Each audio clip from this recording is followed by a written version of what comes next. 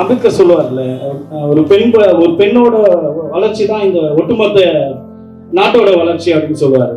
ஆம்பளைன்னா இவ்வளோ மோசமா இருப்பானா அப்படின்னு எனக்கு தெரிஞ்சுது. ரொம்ப ரொம்ப கஷ்டமா இருந்துச்சு. அதை நான் இப்போ வரைக்கும் ட்ரை பண்றேன். நான் என் ஒய்ஃப் போனா இல்லைன்னா எங்க அம்மா போனா அவங்க இல்லைன்னா என்னால் படமே பண்ணியிருக்க முடியாது. அவங்க தான் என்னோட ஃபுல் ஃபோக்கஸ். நான் கேட்டது எல்லாமே எனக்கு ஒரு பெண் குழந்தை வேணும்னு தான் கேட்டேன். நான் வெறும் படிப்பு மட்டும் தான் சொல்லி கொடுப்பேன். அப்புறம் நீ என்ன டிசைட் பண்ணுன்றது நீயே முடிவு பண்ணுன்னு சொல்லுவேன்.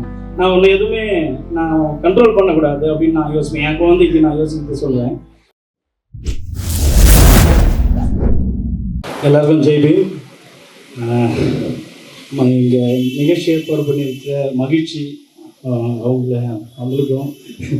எனக்கு வந்து 20 பக்கம் சொன்னான். எனக்கு கண்டிப்பாக ஒரு பக்கம் கூட பசமாக கலாச்சிட்டு போய்க்கிறான்.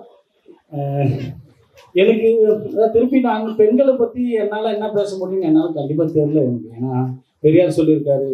அவர் பெரியாரோட பெண்ணியன் அடிமையான புத்தகம் படித்ததுக்கு அப்புறம் தான் ஆம்பளைன்னா இவ்வளோ மோசமாக இருப்பானா அப்படின்னு எனக்கு தெரிஞ்சுது. ரொம்ப ரொம்ப கஷ்டமாக இருந்துச்சு. அதை நான் இப்போ வரைக்கும் ட்ரை பண்ணுறேன். நான் வீட்டில் போய் ட்ரை பண்ணுறதுக்கு ஆரம்பிப்போம். ஆனால் எப்படி இருந்தாலும் ஒரு ஆம்பளை அப்படின்ற ஒரு திமிரு இருக்கும்ல, அது என்னன்னே சொல்லவே முடியாது. அது வந்துகிட்டே இருக்கும். என்னால் வந்து அதை நான் பயங்கரமாக பயிற்சி பண்ணிகிட்டே இருப்பேன். நான் எப்படியாவது நம்ம ஆனால் எனக்கு உண்மைதான் எல்லாரும் சொல்லுவாங்கல்ல, என் ஒய்ஃப் போனா இல்லைன்னா எங்கள் அம்மா போனா அவங்க இல்லைன்னா என்னால் படமே பண்ணியிருக்க முடியாது. அவங்க தான் என்னோட ஃபுல் ஃபோக்கஸ். குழந்தைங்க 2 பேர் இருக்காங்க, 2 பெண் குழந்தைகள். ஒன்று அஜிதா, நக்சல்பாரி அஜிதாவோட புத்தகம் படிச்சிருந்தப்போ அவங்க பிறந்தாங்க. எந்த பேர் அதெல்லாம் வைப்பாங்கல்ல, அந்த நேரம் காலம் அதெல்லாம் எதுவுமே இல்லை. நான் கேட்டது எல்லாமே எனக்கு ஒரு பெண் குழந்தை வேணும்னு தான் கேட்டேன் நான். ஏன்னா எங்கள் அம்மா எல்லாம் தொடர்ந்து வேலை செஞ்சுட்டே இருப்பாங்க. நான் பார்த்துட்டே இருப்பேன். அவங்க ஒர்க் பண்ணுறது இருக்குல்ல, அவங்க 24 ஹவர்ஸ். இதுனா எங்கள் அப்பனாலும் ரிட்டையர்மெண்ட் ஆகிட்டு அதுதான் ரிட்டையர்மெண்ட்டு வேலை ரிட்டையர்மெண்ட்டில் போயிடுறாங்க. ஆனால் அம்மாலாம் அப்படி இல்லை. இப்போ வரைக்குமே நான் வீட்டுக்கு போனால் என்னோட ட்ரெஸ்ஸையும் தினகர் ஆல்மோஸ்ட் சொல்லிட்டான்.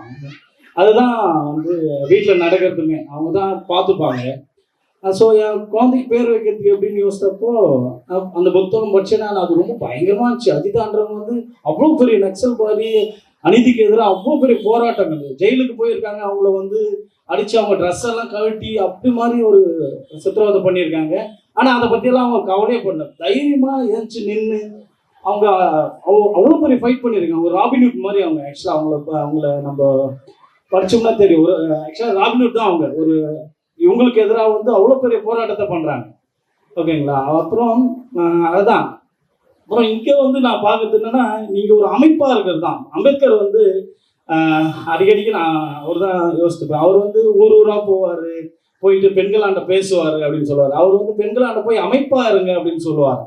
ஸோ நீங்கள் அமைப்பாக இருக்கிறத பார்க்குறப்ப எனக்கு அவ்வளோ பெரிய மகிழ்ச்சியாக இருக்குது. ஓகேங்களா? அந்த டாக்குமெண்ட்ரி பார்க்குறேன். அதுக்கு மேலே ஒரு என்னென்ன நம்ம பேச முடியும்? ஒன்றும் பேசுறதுக்கே இல்லை. அவ்வளோ சூப்பராக பண்ணியிருக்காங்க அந்த டாக்குமெண்ட்ரி.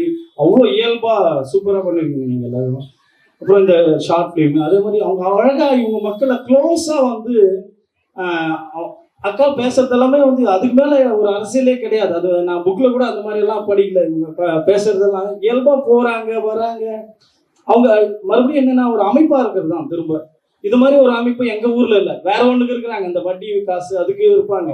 ஆனால் நீங்கள் வந்து வேற ஒன்று இருக்குல்ல, ஒரு மக்களை எஜுகேட் பண்ணுறது. எங்கள் அம்மா தான் சொல்லி சொல்லி வளர்ப்பாங்க. அது ஆண்களை விட பெண்களுக்கு தான் பயங்கர. அம்பேத்கர் சொல்லுவார்ல, ஒரு பெண்ணோட வளர்ச்சி தான் இந்த ஒட்டுமொத்த நாட்டோட வளர்ச்சி அப்படின்னு சொல்லுவார். அதை வச்சு தான் நான் மதிப்பீடே செய்கிறேன் அப்படின்னு சொல்லுவார். ஸோ அதுதான் இங்கே வந்து நான் எங்கள் வீட்டில் எங்கள் அம்மா என்னை அப்படி வளர்த்ததால் தான் எனக்கு வந்து திருப்பி சினிமாக்குள்ளே தான் போகிறேன். எனக்கு வந்து படம் பண்ணுறப்போ அங்கே என் படத்தில் ஒரே ஒரு வாடி போடின்னு கூட ஒன்று கூட இருக்காது. ஏன்னா எங்கள் அப்பாவும் திட்டுவார், எங்கள் அம்மாவும் திட்டுவாங்க. அதுக்கப்புறம் பெரியாரோட புக்கு எனக்கு பெரிய இன்ஸ்பிரேஷனாக இருக்கும். என்னடா பண்ணிட்டு கேட்டுனே இருக்கும்ல. அவர் ஹீரோ வந்து எதேச்சியாக பேசுகிறப்ப கூட பேசுவார். அவங்க இயல்பாகவே வந்துடும். இயல்பாகவே அது மாதிரி தான் இருக்குது. வாடின்றுவாங்க. நான் வந்து திருப்பி கட் பண்ணி, இல்லை சார் நீங்கள் அப்படி பேசக்கூடாது, நீங்கள் வாங்க போங்கன்னு தான் சொல்லணும். நீங்கள் பார்த்தீங்கன்னா படத்தில் அது இருக்கும். எந்த இடத்துலையுமே நான் வந்து வாடி போடி யூஸ் பண்ணியே இருக்க மாட்டேன்.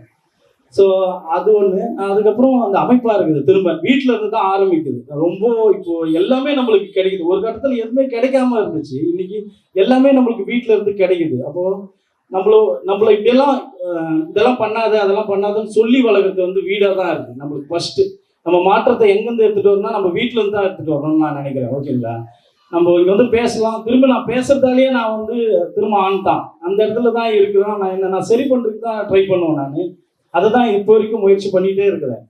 ஸோ அவங்க வீட்டில் வந்து அவங்களுக்கு அவ்வளோ பெரிய பொறுப்பு இருக்குது. இந்த சமூகத்தையே வந்து மாத்துற அந்த தன்மை இருக்குல்ல, அவங்க படிக்க வைக்கிறது, என்ன படிக்கணும், எந்த மாதிரியான பசங்க பிஹேவ் பண்ணணும், இதெல்லாம் பண்ணக்கூடாது, அது எல்லாமே வந்து அவங்களுக்கு இருக்கு. அது ஒரு முக்கியமான ஒரு பெரிய சமூகத்தை உருவாக்குற பொறுப்பு வந்து பெண்களாண்ட தான் இருக்கு.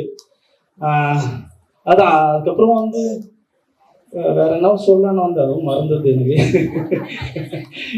அப்புறம் அந்த தப்பு ரைட் அப்படின்னு ஏதோ பேசிட்டே இருப்பாங்க. எனக்கு அந்த தப்பு ரைட்டு பத்தி எனக்கு இது வரைக்கும் தெரியவே இல்லை. ஓகேங்களா, தப்பு ரைட் எல்லாம் ஒன்றுமே கிடையாது. நீங்க முதல் தலைமுறையா ஏஞ்சி வரப்போ அவ்வளோ தப்பு நடக்க தான் செய்யும். அதெல்லாம் அவங்க மேல படத்தான் செய்யும்.